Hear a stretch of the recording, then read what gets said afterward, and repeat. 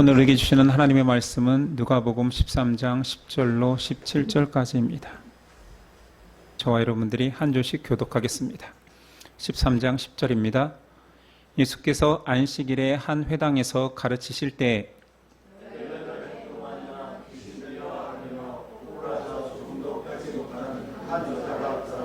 예수께서 보시고 불러 이르시되 여자여 내가 내 병에서 놓였다 하시고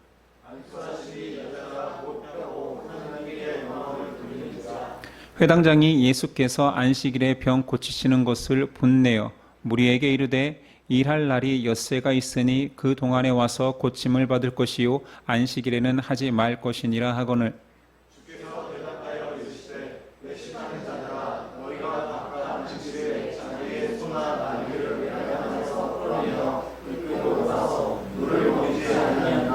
그러면 18해 동안 사단에게 매임받은 이 아브라함의 딸을 안식일에 이 매임에서 푸는 것이 합당하지 아니하냐. 예수께서 이 말씀을 하심에 모든 반대하는 자들은 부끄러워하고 온 무리는 그가 하시는 모든 영광스러운 일을 기뻐하니라. 아멘. 오늘 말씀의 제목은 예수님의 시선. 오늘 말씀은 안식일에 회당에서 일어난 일입니다. 예수님께서 회당에서 가르치시는 중에 한 여인을 치료한 내용이지요. 누가는 이 내용을 기록함에 있어서 예수님께서 무엇을 가르쳤는지에 집중하기보다 일어난 사건에 집중하고 있습니다. 10절 이하 예수께서 안식일에 한 회당에서 가르치실 때에 18해 동안이나 귀신 들려 앓으며 꼬부라져 조금도 펴지 못하는 한 여자가 있더라. 여인의 상태를 언뜻 보아도 우리가 흔히 생각하는 그 곱추 같은 모습입니다. 허리가 완전히 접혀서 펴지 못한 상태로 자그마치 18년 동안 살아온 것입니다. 근데 예수님 회당에서 말씀을 가르치시는 것을 중단하시고 그 여인의 병을 치료하신 것입니다. 여기에서 예수님이 아픈 자를 향한 그분의 시선을 느낄 수 있습니다. 예수님은 분명히 회당에서 말씀을 가르치고 계셨다, 가르치실 때라고 했는데 중단하고 사람이 최우선이기에 그녀를 먼저 치료합니다. 예수님의 이런 사람 중심의 태도는 그 당시 상황에서 많은 문제를 야기합니다. 예수님 가시는 곳마다 사실은 유대 사회에서 문제를 일으키지요. 꼭 트러블 메이커가 문제를 야기하기 위해서 꼭 그 일을 하시는 것 같습니다. 물론입니다. 예수님은 다 그 행함에 의도가 있었습니다. 논란 첫 번째는 생사가 그렇게 급한 환자가 아님에도 안식일에 굳이 회당에서 치료를 하십니다. 유대인의 율법 조항에 안식일에 모든 질병을 치료하는 것을 금지하는 것은 아닙니다. 생명이 위독한 환자는 그들도 상식이라는 게 있으니 그리고 응급조치가 필요한 자에게는 치료를 해도 됩니다. 그런데 이 여인은 18년 동안이나 그런 굽은 허리를 가지고 있었기 때문에 위중하다 할 수는 없겠지요. 회당장의 말이 합리적입니다. 아니 엿새 동안 주중이 있는데 구태여 안식일법이 서슬퍼런 이 날 아니면 저기 구석도 아니고 회당이라는 곳에서 유대 율법을 너무 중요하는 사람이 가득한 곳에서 예수님이 치료를 하셨습니다. 또 한 가지 예수님이 논란을 일으킨 것은 예수님 지금까지 말씀으로만 사람을 치유할 수 있었잖아요. 귀신이면 떠나가라 아니면 질병이면 떠나가라 하시면 낫게 하실 수 있는 그분이 구태여 여인을 만져 안수까지 하십니다. 12절 이하 예수께서 보시고 불러 이르시되 여자여 내가 내 병에서 놓였다 하시고 안수하시니 여자가 곧 펴고 하나님께 영광을 돌리는지라. 선언만 하신 것이 아니라 안수까지 했습니다. 고대 사회에 한 남성이 외간 여자를 만지는 것은 물론 현대 사회에서도 용납하기 힘들지요. 그러나 많이 서구화된 스킨십을 좋아하는 나라에서는 허그도 하고 그러잖아요. 근데 그 당시에는 그런 문화가 없습니다. 예수님 논란을 만드신 거예요. 지금 다 불만인데, 안식일날 병자를 치료하는 것도 불만인데 여인의 몸에 손을 갖다 댑니다. 사람들이 오해하기 쉬운 행동이지요. 많은 신앙인들이 기독교를 이야기할 때 사랑의 종교다, 그리고 보편적인 사람들도 보편 가치로서 사랑이 최고라는 것을 다 인정합니다. 유대인들도 사랑이 귀하다라는 것, 사람이 사랑을 사랑하라는 것, 율법의 정신이기 때문에 다 알고 있었습니다. 그럼에도 지금 많은 예수님 반대자들이 상식과 전통이 최고인 것처럼 말합니다. 사랑이 귀한지는 알지만 굳이 이 시간에, 이 장소에서 그런 방법으로 했어야만 했느냐고 말하는 거지요. 사람들은 지금 나 중심의 관습과 전통이 사람 중심, 너 중심의 긍휼과 사랑보다 더 귀한 상태입니다. 예수님은 이것이 잘못되었다라고 드러내기 위해서 그렇게 사람들이 보기에 꺼리껴지는, 사람들의 마음이 요동치는 행위를 한 것입니다. 너희의 태도가 틀렸다라는 거지요. 너희 시선이 틀렸다라는 것입니다. 예수님의 시선은 사람을 구원하고 사람을 회복시키는 데에 오로지 집중되어 있었습니다. 그 사람을 사랑함에 있어서 상황이나 형편을 고려하지 않습니다. 왜 그러냐면 진짜 중요한 곳이 이곳인데 왜 주변을 경계하느냐, 왜 주변을 신경 쓰느냐 하는 거지요. 이게 사실은 진정성 있는 사랑인 거지요. 아이가 위험한 곳에 뛰어드는데 교양이 필요합니까? 그때까지 교양을 이야기하면서 아이 위험에 내버려 두겠습니까? 소리라도 지르면서 고함고함 치면서 살리려고 하는 것이 기친정한 사랑이지요. 그런데 유대인들은 사랑을 알지만 사랑에 대해서 편협적입니다. 사랑이라는 것이 참 특이한 것이 모든 사람이 사랑할 수 있는데 모든 사람이 바르게 사랑하지 않고, 특별히 예수님은 그 사람의 그 분리된 사랑을 이야기하고 싶어 하시는 거예요. 사람은 사랑하는 것에는 관대합니다. 그것을 비유로 설명하시죠. 15절이야. 주께서 대답하여 이르시되 외식하는 자들아, 너희가 각각 안식일에 자기의 소나 나귀를 외양간에서 풀어내어 이끌고 가서 물을 먹이지 아니하느냐? 그러면 18배 동안 사탄에게 매임받은 이 아브라함의 딸을 안식일에 이 매임에서 푸는 것이 합당하지 아니하냐? 너희 소유의 소와 가축은 그가 매여 있어서 물 못 먹는 거 그거 못 견뎌 하면서 풀어줘서 물 먹게 하는데 18년 동안 병에 매여 있는 그 여인의 갈급함을 보면서도 왜 그것을 못하게 하느냐? 자신의 가축을 아끼는 유대인처럼 현대인들은 재물, 자신의 것에 마음이 있기 때문에 그런 일에 대해서는 관대합니다. 이렇게 어떤 자신이 좋아하는 것에 관대한 사람이기에 재물이 좋은 사람은 뇌물에 약하고 힘이 좋은 사람은 권력에 약하겠지요. 오늘 예수님도 약한 부분이 있으니 사람에 약합니다. 왜냐하면 사랑하면 관대하다고 했잖아요.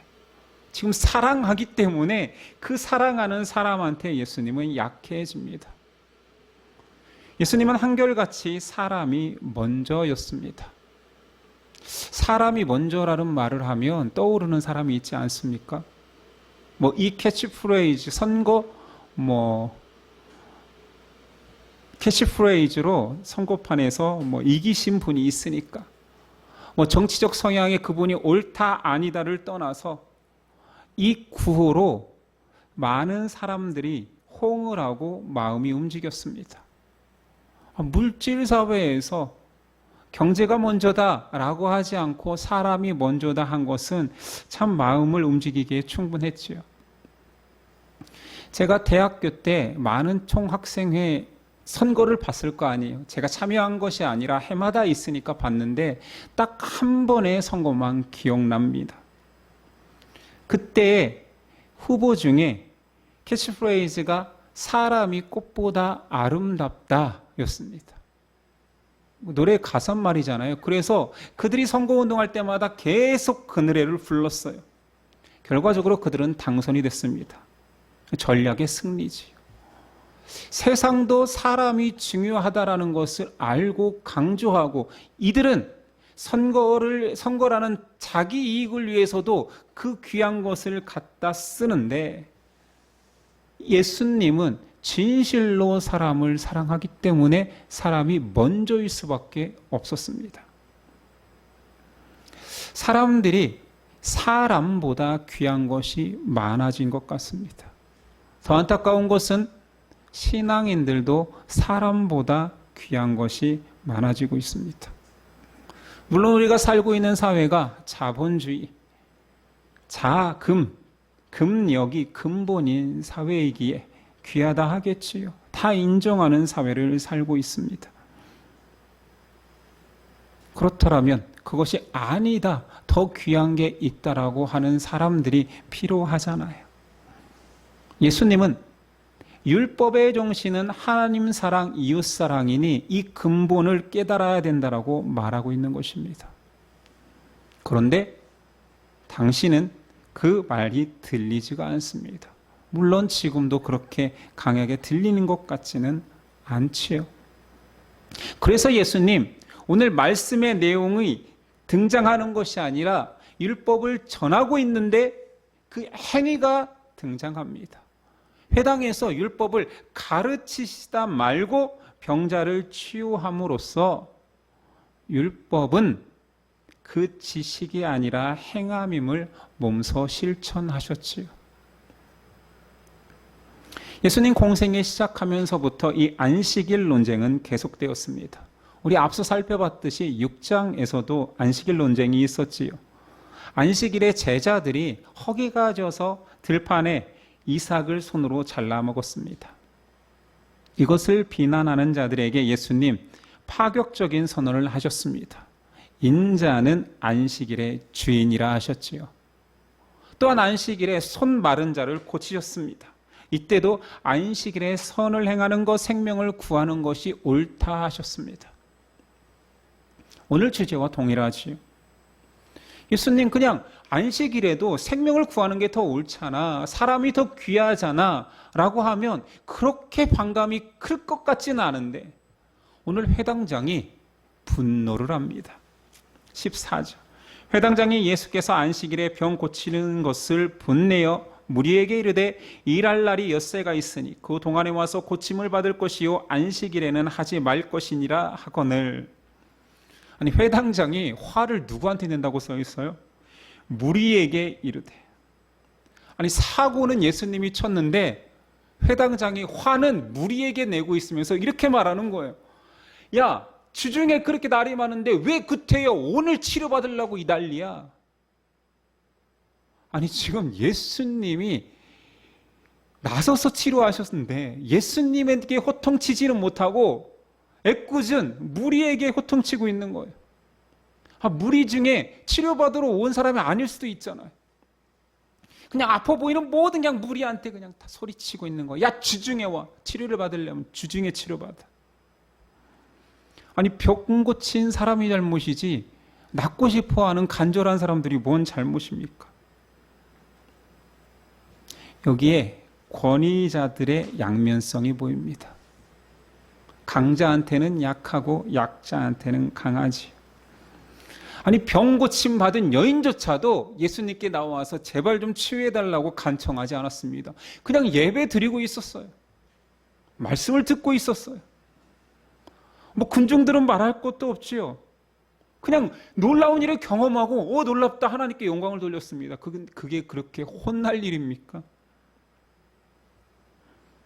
분노의 표적은 무리가 아니었겠죠. 예수님이었을 것입니다. 근데 직접적으로 예수님을 비난하지 못합니다. 이런 회당장의 모습, 아무리 좋게 보아도 그래, 이 회당은 유대 공동체의 중심인데 질서라는 걸 난 지켜야 되는 사람이니 이 질서를 위해서 예배 드릴 때는 예배를 드리고 말씀을 공부할 때는 말씀만 배워야지, 이게 뭐야 중구난방, 누구나 다 회당에 와서 병만 고치려고 하면 안 되겠지라고 좋은 의도로 생각할 수 있지만 진짜 그럽니까? 여러분이 회당장이라면 정말로 질서를 위하여서 하나님의 나라의 율법을 완전 오로지 잘 지키기 위해서 그렇게 화를 냈을까요? 제 생각에는 자신의 열등감과 권위의식이 터져버린 것입니다. 그러니 예수님께 화내지 못하고 무리에게 소리치는 것입니다. 예전에 제가 섬기던 교회 담임 목사님 한 분은 교역자들하고 앉아서 사담을 하면 항상 대형교회 목사님들의 흉을 봤어요. 독특하죠? 그런데 가장 거슬리는 것은 대형교회 목사님들 이름을 이야기할 때 최아묵의 목사, 김아묵의 목사, 그 목사님들이 더 연배가 높습니다. 그러니까 후배가 누구 목사 그래서 안 돼, 그 사람은 이렇대, 그렇게 흉을 봐요. 그러면 그걸 듣고 있던 후배 목사들이, 부교역자들이 우리 목사님은 저렇게 유명한 목사님들도 비난할 정도로 탁월하시다 이랬을까요?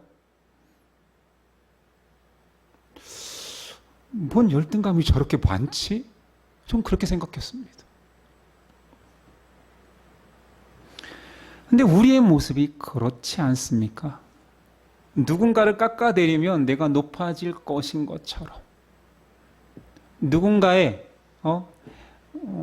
형제의 티를 꺼내면 내 눈은 맑은 것처럼 들보가 있음에도 칭찬과 사랑에는 인색하면서 나의 인정에는 목말라 하고 있지 않나요? 많은 사람들이 이 말씀을 읽으면서 어디에 자신을 투영할까요? 아마 병고침 받은 여인에게 많이들 투영할 것이고, 아니면 무리들에게 하지 회당장이 나일 것이라는 생각은 잘 못합니다. 지금 회당장 자신보다 권위 있는 예수님에겐 약하고 자신의 권위로 짓눌릴 수 있는 사람에게는 화를 내고 있습니다. 사람 사랑이 율법의 핵심이거늘 자기 자존심이 더 중요합니다. 우리 신앙인으로 살아가면서 정말 멋지다, 귀하다 소리는 못 듣더라도 이런 못난 모습은 좀 줄여야 되지 않을까요? 그를 향한 예수님의 대응은 다 알다시피 그에게 반문하십니다. 너의 소나 나귀는 귀하지, 그런데 불쌍한 사람은 보이지 않니?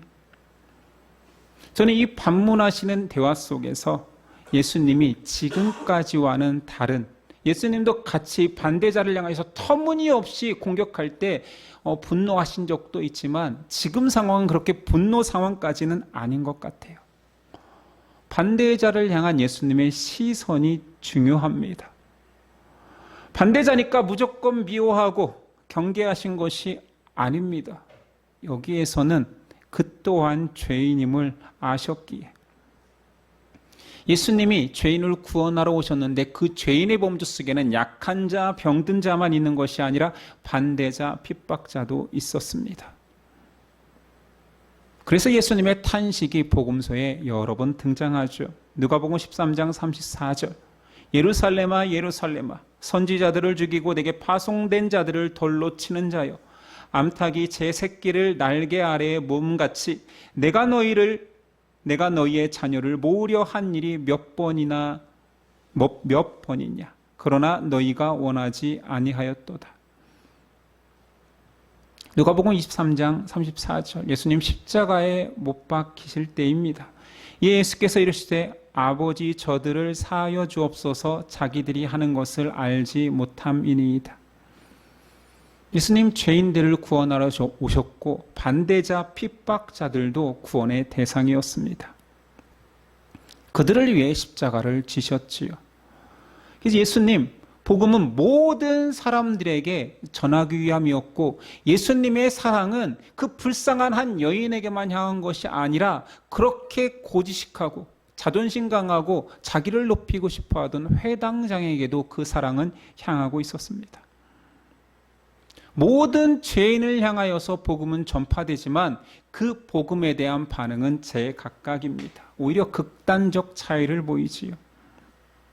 오늘 사건이 일어난 그 사건으로 다시 돌아가 봅시다. 18년 동안 꾸부정한 꼽추같이 반이 접힌 여인이 허리가 펴졌어요. 그 사건을 목도하는 거. 현대사회에서 무슨 정형외과 의사가 엄청난 시술한 것도 놀라운데 그 자리에서 그 놀라운 질병이 나았다라면 하나님께 영광 돌려 마땅한 분위기입니다. 근데 이런 분위기 속에서 놀랍고 감격적이고 하나님이 하셨고 하나님이 이랬다라고 예수님이 선언할 텐데 하나님 나라가 임했다라고 할 텐데 거기서 반응이 극단적으로 나뉘는 것이 신기하지 않습니까?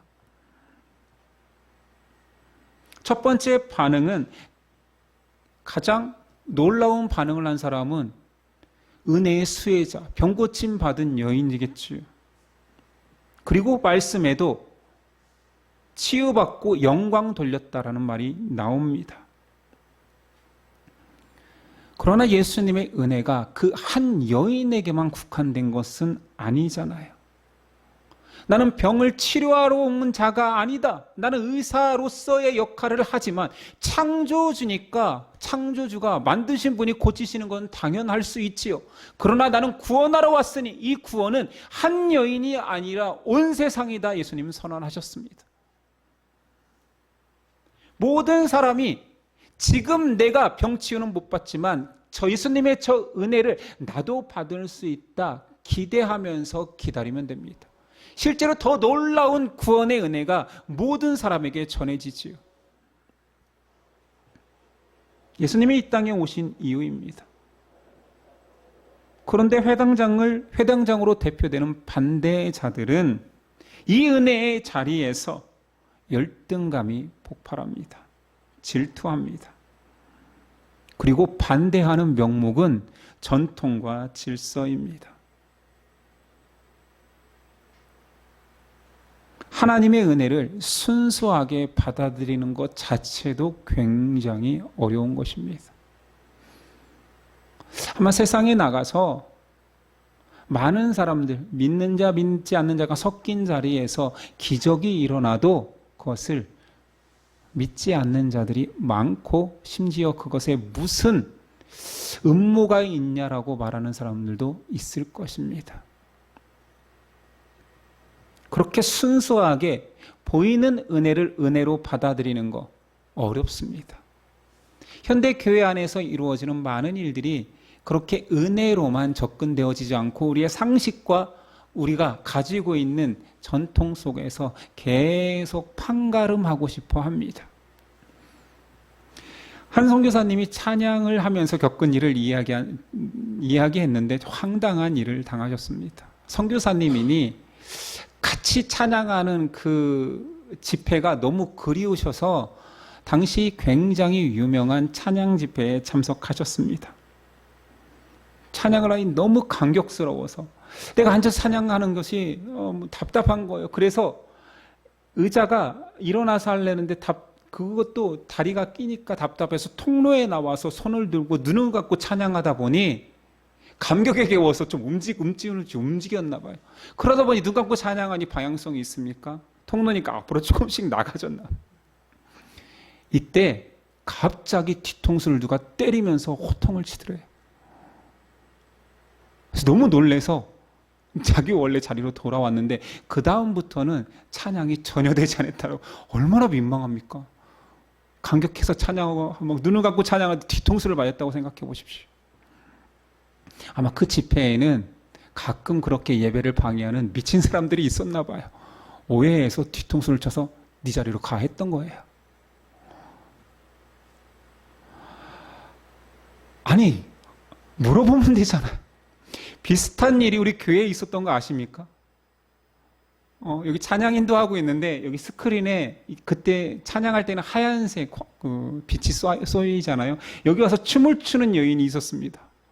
여러분 그런 거 기억 안 나세요? 너무 재밌는 일인데 여기서 춤추고 있었어요. 그때 제가 설교를 준비하려고 뒤에 앉아 있다가 급히 그 여인의 손을 잡고 끌어냈습니다. 그래서 제가 물어봤죠. 뭐 하시는 거예요? 왜 여기서 춤을 추냐고. 뒤에서 췄으면 누가 말렸겠습니까? 그때 물어보면 찬양하러 왔습니다. 그러면 그럼 뒤에서 춤을 추시든지. 근데 우리 다 슬리퍼 신고 있는 이 실내에 신발까지 신고 들어와서 그래서 뒤에 가서 슬리퍼로 바꿔드리려고 해서 물어봤죠. 어떻게 오셨어요? 밥 먹으러 왔대요. 밥 먹으러 왔는데 불빛이 있으니 춤을 춘다? 굉장히 자유로운 영혼이시요. 그래서 제가 그랬습니다. 저희는 예배가 끝나야지만이 밥이 나오니 저기 보이는 큰 교회는 항상 밥을 주는 식당이 있을 것입니다. 우린 예배당이 식당이니까 돌려보냈습니다. 큰 소리 안고 가셨어요. 물어보면 되잖아요. 뒤통수를 왜 갈깁니까? 뭐 하시는 거예요? 너무 찬양에 겨워서 은혜로운데요.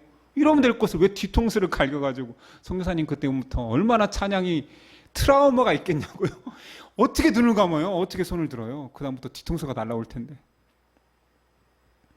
여담입니다. 사람이 지금 우리가 예배를 참석하여도 우리가 여기서 지금 예배를 드려도 굉장히 여러 가지 상식, 전통, 질서 이런 것들 때문에 우리가 경직되어 있지. 심지어는 나만 경직되어 있는 게 아니라 다른 사람을 향한 시선은 더욱 경직되어 있습니다. 여기서 춤을 춘다고 생각해 보세요. 제일 앞에 앉아있는 효신 집사님이 춤을 추면 뒤에 사람 찬양 못합니다. 저게 춤이야 뭐야. 차라리 춤을 출 거면 뒤에서 추지. 보이지나 않게. 우리 교회에 화음을 기가 막히게 넣는 형제 집사님이 한 분 계시잖아요. 제가 가끔 인도자임에도 불구하고 그 화음을 따라가 음을 이탈하게 되는 누구든지 다 알잖아요. 본인만 몰라 또 이런 얘기하면 우리가 그렇다라는 거죠. 우리가 하나님을 예배하고 또는 사건에 대해서 하나님의 영광 돌림에 있어서 경직되어 있습니다. 반대하고 싶은 마음들이 있는 거예요. 왜 그러냐면 나한테 불편하니까. 나한테 좋지 않으면 다 안 좋은 거야. 나한테 불편하면 예배가 불편한 거야. 심지어는 하나님의 말씀이 선포돼도 나한테 불편하면은 저거는 그냥 공격인 거고 아닌 거야. 우리가 그런 기준이 없습니까? 나만의 기준, 나를 위한 기준. 근데 예수님은 오늘 반대자까지도 품고 있다 하셨습니다. 제가 그렇게까지 확대 해석하는 이유는 결론에서 찾을 수 있습니다. 모든 반대하는 자들이 부끄러워했다. 지금까지 반대자들은 안식일에 주인이다 했을 때 죽이기를 각오했습니다. 저런 말 하는 불경한 자는 죽여야 한다. 그런데 그들이 부끄러워했어요. 이 부끄러워하는 것이 회개는 아닐 것입니다. 그러나 잘못에 대해서 부끄러워한다는 것 자체가 변화의 시작 아닙니까? 그런 의미에서 예수님의 반문, 너에게 소중한 거 있잖아. 그것이 우선시 된다면, 오늘 치유받은 여인이 너의 딸이었다라면 너는 감격했을 것이다. 나를 은인으로 여겼을 것이다. 하나님께 영광 돌렸을 것이다. 심지어 그게 너였다라면 너는 아마 눈물겨워 감사 고백을 했을 것이다. 그런데 전통 질서, 너에게 사랑이 있느냐? 그 말을 알아들었기 때문에 그는 부끄러워했습니다. 영광의 자리, 은혜의 자리에서 반응하는 세 번째 사람들은 군중들, 오늘 군중들입니다. 하신 일로 인하여서 영광 돌린 자들이지요. 저는 이 부분도 중요하다 여깁니다. 직접적 수혜자는 당연히 영광 돌립니다. 감사할 수밖에 없겠지요. 그러나 그 자리에 있는 자들 중에도 하나님께 영광 돌리는 자들이 있습니다. 많은 신앙인들이 이 범주에 속하겠지요. 여러분 병 나았습니까? 여러분 평생의 문제가 해결됐습니까? 그러나 주변에서 그런 일들이 일어나는 것은 믿잖아요. 감사하잖아요. 감격하잖아요. 그런 일 하신 하나님께 영광 돌리잖아요. 그게 우리잖아요. 그런데 언제부터인가 우리는 그 순수성을 잃고 사람들에게 행하신 하나님의 놀라운 일을 같이 기뻐하지 않습니다. 내일이 아니지 뭐 좋겠네. 나에게도 저런 일이 있으면 좋고 이왕이면 우리 자녀들에게 놀라운 축복이 임했으면 좋겠네. 이렇게 변하지 않았습니까? 굳어지지 않았나요? 예배는 하나님께 영광 돌리는 시간입니다. 영광 돌리는 그 예배의 삶이 오늘뿐만 아니라 주중에도 일어난다라면 영광 돌리는 그 삶은 무엇입니까? 우리가 고민해야 되잖아요. 하나님이 기뻐하시고 내가 하나님을 영광 돌린다. 날마다 찬양한다. 아침에 성경 읽는다. 나는 성경을 통독한다. 이 모든 것들이 영광 돌리는 행위이겠지만 직접적으로 정말 하나님이 높아지는 일이 무엇일까요? 하나님을 높일 수 있는 일. 그게 영광 돌리다 아닙니까? 찬양한다 아닙니까? 오늘 예수님이 보여주십니다. 날 높이고 싶니? 직접적으로 나에게 영광을 드리고 싶니? 그러면 사람을 사랑하라.